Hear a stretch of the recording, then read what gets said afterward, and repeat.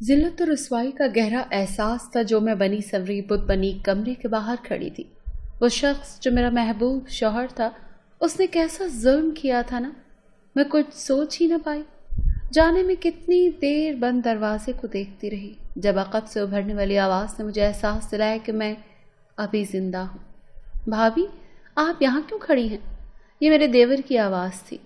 میں نے پلٹ کر دیکھا اور سمجھنے کی کوشش کی کہ آخر میرے ساتھ ہوا کیا تھا، پر مجھے کچھ سمجھ نہ آیا اور میں چکرا کر گر گئی۔ پر مجھے احساس ہوا تھا کہ میں زمین پر نہیں گری تھی، کسی کے مضبوط حصار نے مجھے تھام لیا تھا، اور پھر میرا ذہن اندھیروں میں ڈوبتا چلا گیا۔ کبھی کبھی تقدیر انسان کے ساتھ وہ ظلم کر جاتی ہے کہ انسان دنگ رہ جاتا ہے۔ وہ اس ظلم پر کچھ کہہ ہی نہیں پاتا، بس بلبلا جاتا ہے اور خاموشی سے سہ جاتا ہے۔ اور اگر یہ ظلم میاں بیوی میں سے کسی ایک کے ہاتھوں ہو تو انسان اندر باہر سے بری طرح ٹوٹ جاتا ہے۔ اور میں وہ لڑکی تھی جسے اتنا زوم تھا کہ میرا شوہر تو مجھے اف تک نہیں کہہ سکتا، پر قسمت کب کیا کر جائے کچھ پتہ نہیں چلتا۔ کتنے دلکش دن تھے وہ جب چاروں جانب سے میرے رشتے آ رہے تھے۔ ہر گھر مجھے اپنی بہو بنانا چاہتا تھا اور ہر لڑکے کا خواب تھا کہ میں اسے مل جاؤں۔ یوں تو میری پرورش اچھے ماحول میں ہوئی تھی، اخلاق سے بولنا، تمیز سے رہنا، یہ سب میری ماں نے مجھے سکھایا تھا۔ کسی چیز کی کمی نہ تھی، نہ دولت کی، نہ حسن کی۔ جیسے جیسے میں بڑی ہوتی گئی مجھے اس چیز کا احساس ہوتا گیا کہ میں حسین ہونے کے ساتھ ساتھ ذہین بھی ہوں۔ میں نے ہر قدم پر کامیابی حاصل کی، ہمیشہ اپنے ماں باپ کا سر فخر سے بلند کیا، اور پھر جب شادی کی عمر آئی تو میرا مجھ پر غرور مزید بڑھ گیا۔ مجھے پورا یقین تھا کہ میرے لیے اللہ نے کوئی میرے جیسا ہی انسان بنا رکھا تھا، بس مجھے اس کا انتظار تھا۔ پھر رشتے آنے لگے، مجھے کوئی پسند نہ آتا۔ اماں بابا دونوں میرے نخروں سے تنگ آ چکے تھے، پر میں کیا کرتی؟ مجھے اپنے جیسا لڑکا چاہیے تھا۔ اس میں میرا کوئی قصور نہیں تھا کیونکہ مجھے کوئی پسند ہی نہیں آ رہا تھا۔ اور پھر ایک دن جب میں لان میں لگے جھولے پر بیٹھی کسی کتاب کے پڑھنے میں مگن تھی، تب اماں میرے پاس آئیں۔ ان کے ہاتھ میں ہمیشہ کی طرح بہت سی تصویریں تھیں، وہ لڑکوں کی تصویریں تھیں، اور وہ مجھے دکھانے کے لیے لائیں تھیں۔ اماں کو دیکھتے ہی میں نے سلام کیا، وہ میرے پاس آ کر بیٹھ گئی۔ میں نے اب جھولا ہلکا کر دیا تھا، وہ دھیرے دھیرے جھول رہا تھا۔ اماں نے کہنا شروع کیا کہ دیکھو نازش، جوڑے آسمانوں پر بنتے ہیں، اور اللہ جیسا بھی جوڑ بنائے اپنا ہمسفر اسے قبول کرنا پڑتا ہے۔ تمہاری وجہ سے ہم نے بہت سے اچھے لڑکوں کو ٹھکرا دیا۔ اب میں اور تمہارے بابا نہیں چاہتے کہ تمہارے بچپنے کی وجہ سے ہم مزید وقت گنوائیں۔ ہم جلد از جلد تمہاری شادی کرنا چاہتے ہیں۔ اماں بہت سنجیدہ تھی، ان کی باتیں سن کر میں اداس سی ہو گئی۔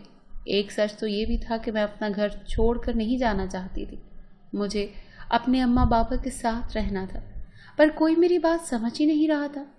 یہ چند جاننے والے لڑکوں کی تصویریں ہیں، ان میں سے دیکھ لو جو تمہیں اچھا لگے، اور اگر کوئی تمہیں نہیں پسند آتا تو پھر ہم اپنی مرضی کے لڑکے سے تمہیں بیاہ دیں گے۔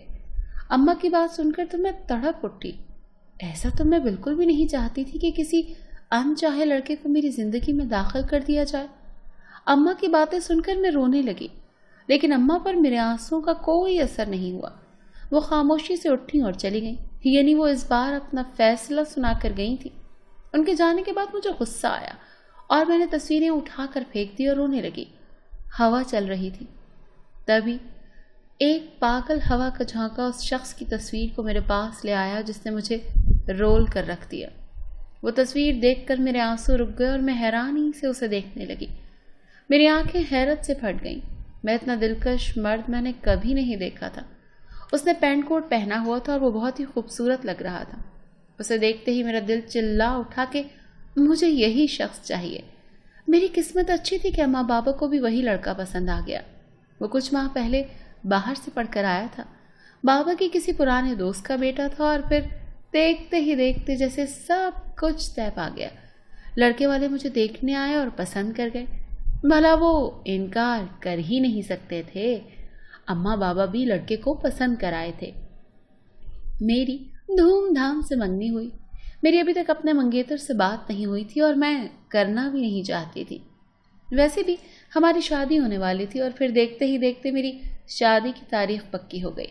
1 مہینے بعد میری شادی تھی اور پھر اسی دن مجھے انجانے نمبر سے فون آیا تھا۔ جب میں نے پوچھا تو پتہ چلا وہ میرا منگیتر تھا۔ اس نے خود ہی فون کر لیا تھا۔ میرا دل تیزی سے دھڑک رہا تھا۔ اس کی آواز بھی اس کی طرح سحر انگیز تھی۔ اب ہماری روز بات ہونے لگی تھی۔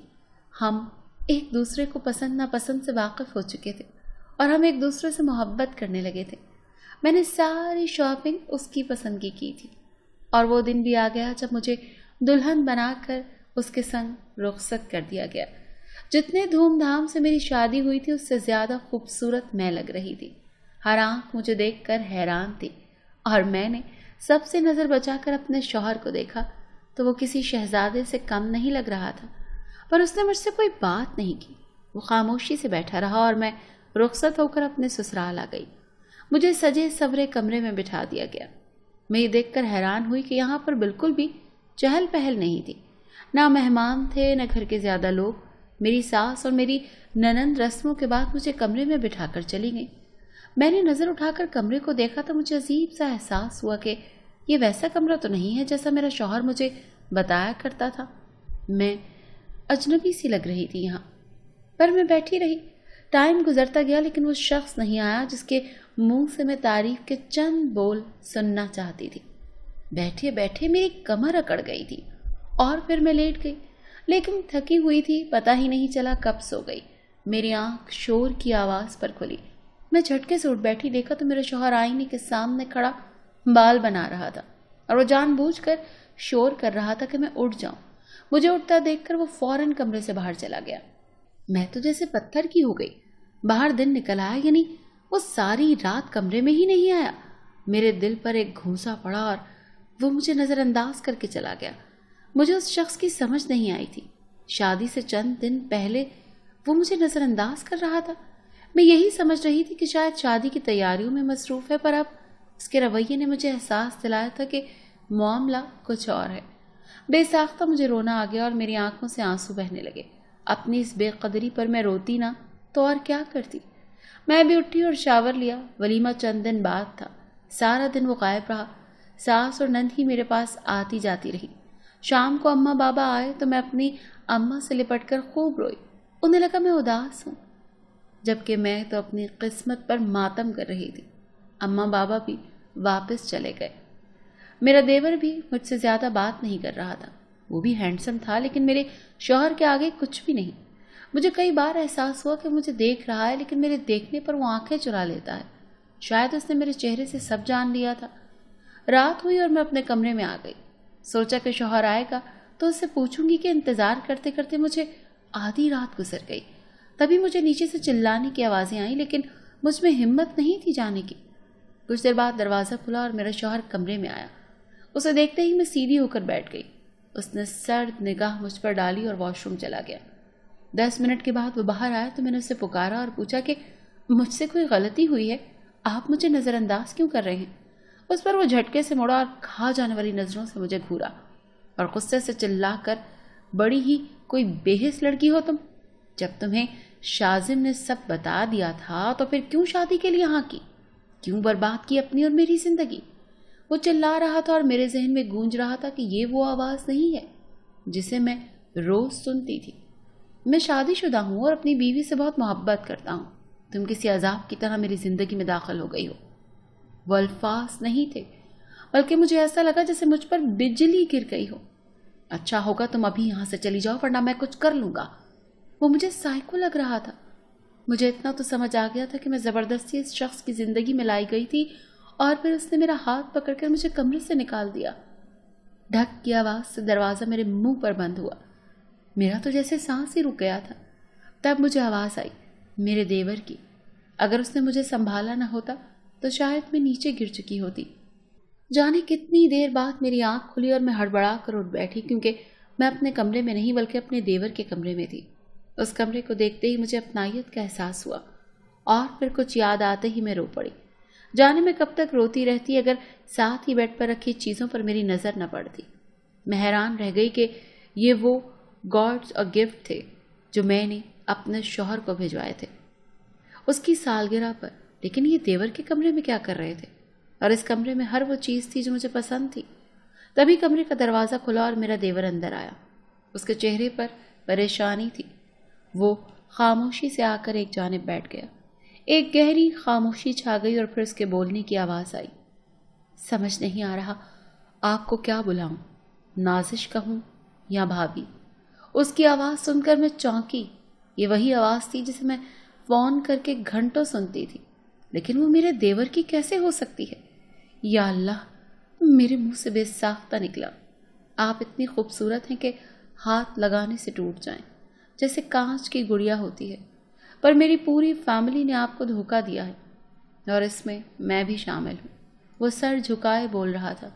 दरअसल भाई शादीशुदा हैं, पर घर वाले उसकी शादी को नहीं मानते। वो एक बेटी का बाप भी है। अम्मी अब्बू ने ज़बरदस्ती उसका रिश्ता आपसे तय कर दिया। वो बोल रहा था और मुझे लग रहा था कि कोई मुझे मट्टी तले दबाता जा रहा है।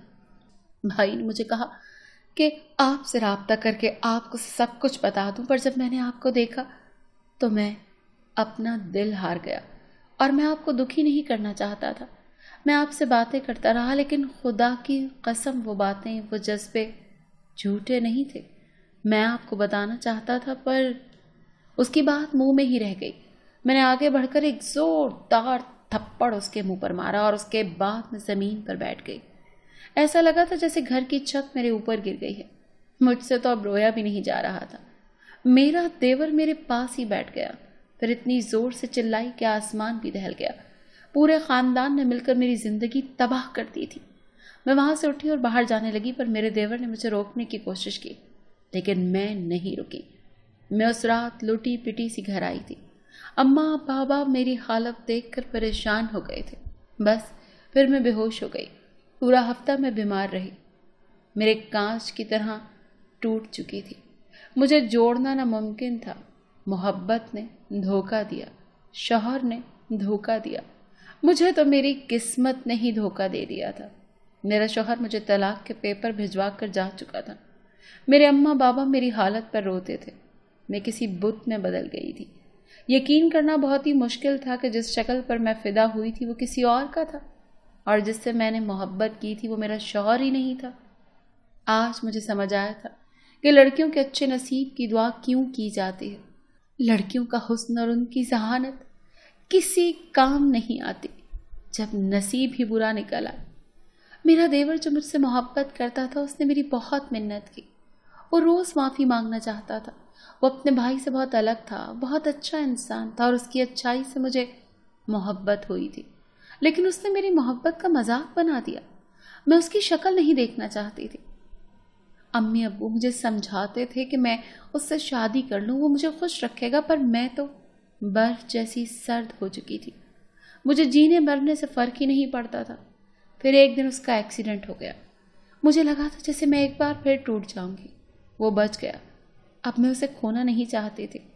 मुझे उसकी मोहब्बत पर यकीन आ गया था और 1 साल बाद हमारी शादी हो गई और उस शख्स ने मुझे इतनी मोहब्बत और इज्जत दी कि अब मैं अपना दुख भूलने लगी हूँ। इसीलिए मैं सब लड़कियों से कहूँगी कि खूबसूरत नहीं, इज्जत करने वाले इंसान का इंतखाब करें।